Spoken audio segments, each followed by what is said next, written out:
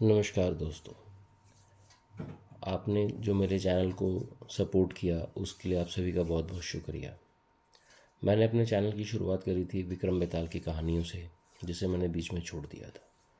तो उसी को मैं दोबारा आगे बढ़ाते हुए आज आपके लेकर के आया हूँ विक्रम बेताल की 16वीं कहानी, जिसका शीर्षक है दगड़ू के सपने।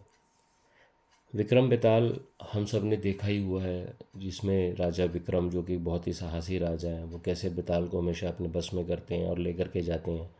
और बेताल रास्ते में उनको कहानी सुनाता है और कहानी के अंत में एक सवाल पूछता है, जिसके बाद वो उड़ के चला जाता है। तो यही किस्सा आगे चलते चलते पहुंचा है दगड़ू के सपने के ऊपर, जिसमें बेताल एक और कहानी सुनाता है, जिसमें वो कहता है कि बहुत साल पहले की बात है, चंदनपुर नाम के गांव में एक लड़का रहा करता था जिसका नाम था दगड़ू। वो बहुत ही आलसी और कामचोर था। वो हमेशा काम से भागता था। वो दगड़ू के आलस और दिन रात सोने की वजह से ही उसकी बूढ़ी माँ भी अक्सर परेशान रहा करती थी। उसने किसी तरह उसे दर्जी का काम करके अपने, जो उसकी माँ थी, वो किसी तरह दर्जी का काम करके अपना परिवार चलाती थी। लेकिन दगड़ू पर इसका कोई भी असर नहीं था। वो बस दिन रात सोता ही रहा करता था और सपने देखा करता था। लेकिन सबसे अनोखी बात यह थी कि जब भी वो किसी अनहोनी या बुरी घटना से जुड़ा हुआ कोई सपना देखता था, तो वो बात सच हो जाती थी। एक दिन की बात है, दगड़ू सो रहा था तो उसे अचानक से एक सपना आया कि एक लड़की की शादी में डाकू आ गए और सारा सामान लूट करके ले गए। जैसे ही सुबह हुई, उस आलसी लड़के को सपने में दिखी लड़की अपने ही घर में नज़र आई। वो लड़की अपनी शादी का जोड़ा लेने दर्जी के पास आई थी, जो कि उसकी माँ ही थी। लड़की को देखते ही दगड़ू से तुरंत अपने सपने के बारे में बताने लगा। लड़की परेशान होकर घर चली गई और उसने घर वालों को सारी बात बताई। सब लोग सपने की बात सुनकर उस पर कोई विश्वास नहीं करते, कि उनको लगता है कि वो तो आलसी लड़का है, वो क्या ही बताएगा।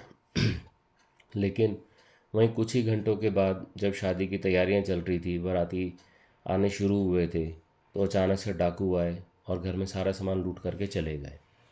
अब इस घटना से गुस्से होकर लोग दगड़ू की पिटाई करना शुरू कर देते हैं कि हो ना हो दगड़ू ही उन लुटेरों के साथ में मिला हुआ है। अभी कुछ दिन बीतते हैं कि दगड़ू को एक और सपना आता है। इस बार वो अपने ही पड़ोस की चौधरी के घर में आग लगने का सपना देखता है। दोपहर का टाइम था। जब वो आलसी लड़का घर से बाहर निकला, तो उसने उसके घर में खुशी का माहौल देखा, लोगों को मिठाई बांटते हुए देखा और उसने देखा कि वो सबको अपने घर आने का निमंत्रण दे रही है। कुछ देर में दगड़ू उसके पास गया और उसने बताया कि भाई मैंने ऐसे ऐसे एक सपना देखा है और थोड़ा संभल के रहना। लेकिन जो चौधरी साहब थे वो उसकी बात से नाराज़ होते होकर के और वहाँ से चले जाते हैं।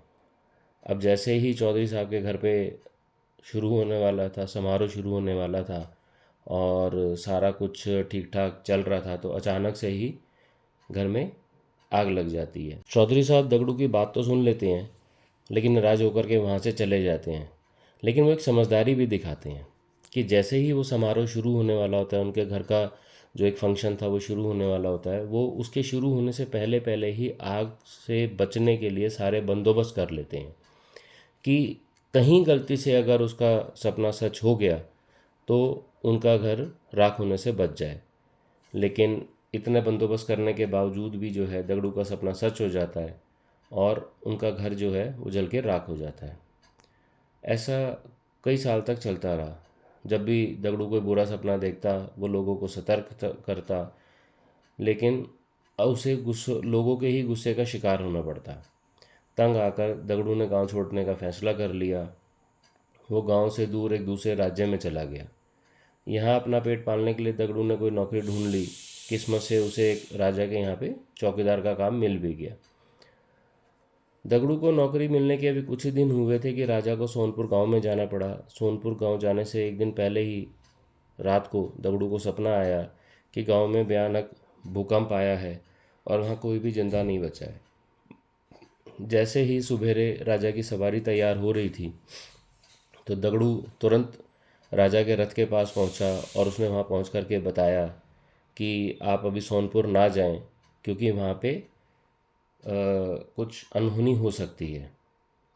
तो राजा ने जाने का विचार टाल दिया और अगले ही दिन राजा के पास समाचार आया कि भाई गांव में भूकंप आया है, जिसमें जितने भी लोग थे गांव के वो सभी मर गए, पूरा का पूरा गांव शमशान बन गया।